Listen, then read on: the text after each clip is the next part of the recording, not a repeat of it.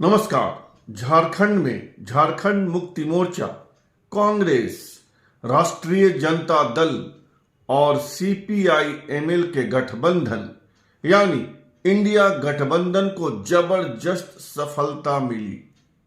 वहां झारखंड मुक्ति मोर्चा के नेता हेमंत सोरेन के नेतृत्व में इंडिया गठबंधन की सरकार बनना तय है।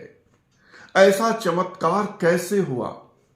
आखिर हेमंत सोरेन ने कौन सी जादू की छड़ी घुमाई कि जनता उनके धुन पर नाचने गाने लगी? क्या है हेमंत सोरेन की सफलता का रहस्य? क्या है सीक्रेट कि बीजेपी चारों खाने चित हो गई? हेमंता विश्व शर्मा और शिवराज सिंह चौहान जैसे बीजेपी के बड़े बड़े नेता धराशायी हो गए। कुछ कारण तो होगा, तो जानिए कि क्या है वह 7 कारण जिसने हेमंत सोरेन को जबरदस्त सफलता दिलाई। पहला कारण तो है मैया सम्मान योजना। माताओं बहनों के खाते में रुपया आना माताओं और बहनों को बड़ा भाया। हर महीने एक निश्चित तारीख को 1500 रुपए खाते में। झारखंड की बहनें, माताएं, दीदियां लहालोट हो गई और झाड़ कर वोट दे दिया इंडी गठबंधन को, कांग्रेस को, झारखंड मुक्ति मोर्चा को, राष्ट्रीय जनता दल को, सीपीआई एमएल को।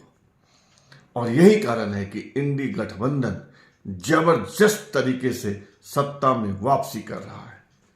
दूसरा कारण है कल्पना सोरेन। कल्पना सोरेन ने जबरदस्त मेहनत की, 100 से ज्यादा सभा की, महिलाओं को जोड़ा पार्टी से। वह पार्टी की बड़ी नेता बनकर उभरी। जबरदस्त कांटेक्ट, जनता से उनका रिलेशन जबरदस्त बनाया उन्होंने। और 6-8 महीने के राजनीतिक जीवन में कल्पना सोरेन बड़ी नेता के रूप में उभरी। स्थिति यह है कि यह तय करना कठिन हो गया है कि हेमंत सोरेन ज्यादा लोकप्रिय हैं या उनसे ज्यादा लोकप्रिय कल्पना सोरेन है। तीसरा कारण है बिजली बिल माफ कर देना। हेमंत सोरेन ने बिजली बिल माफ कर दिया। आम जनता लहालोट हो गई और दे दनादन खटाखट वोट इंडी गठबंधन के कैंडिडेट्स को पड़े। यह साफ हुआ कि जो फ्री विज है, जिसको पीएम मोदी रेवड़ी कहते हैं, यह रेवड़ी का जादू चलता ही है। जनता को मुफ्त में कुछ भी पाना सुहा जाता है और रिटर्न गिफ्ट में वह वोटों की बारिश कर देती है। चौथा कारण रहा हेमंत सोरेन को जेल भेजना। हेमंत सोरेन को जेल भेजना जनता के एक बड़े वर्ग ने पसंद नहीं किया। खासकर आदिवासियों को लगा कि बीजेपी सरकार हेमंत सोरेन को सता रही है, दबा रही है। अब हेमंत सोरेन भ्रष्ट हो या नहीं हो, उन्होंने अवैध कमाई की हो या नहीं की हो, लेकिन झारखंड की जनता, झारखंड के वोटरों के एक बड़े वर्ग को यही लगा कि हेमंत सोरेन को दबाया और सताया जा रहा है। पांचवा कारण लगातार छापा, ईडी का छापा, इनकम टैक्स का छापा, यहां तक कि चुनाव के दौरान भी छापे पड़े, छापा दर छापा। इसको जनता ने नेगेटिव लिया। जनता को लगा कि केंद्र की सरकार राज्य सरकार को सता रही है। छठा कारण, बीजेपी कहिए या एनडीए कहिए, उनके पास कोई सीएम फेस नहीं था। यह तो था कि इंडी गठबंधन सत्ता में आई तो हेमंत सोरेन मुख्यमंत्री होंगे, लेकिन यह तय नहीं था कि एनडीए, नेशनल डेमोक्रेटिक अलायंस यानी बीजेपी, आजसू, जेडीयू और लोजपा रामविलास सत्ता में आई तो सीएम कौन होगा और नेता कौन थे? वही थके बाबूलाल मरांडी, उबाऊ चेहरा, और कौन? अमर बाउड़ी, जो खुद चंदन क्यारी सीट से बुरी तरह हारे।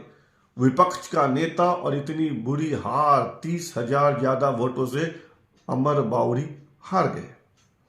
7वां कारण था घुसपैठ का मुद्दा। झारखंड में बांग्लादेशियों के घुसपैठ का मुद्दा 2-3 जिलों के लिए माकूल है।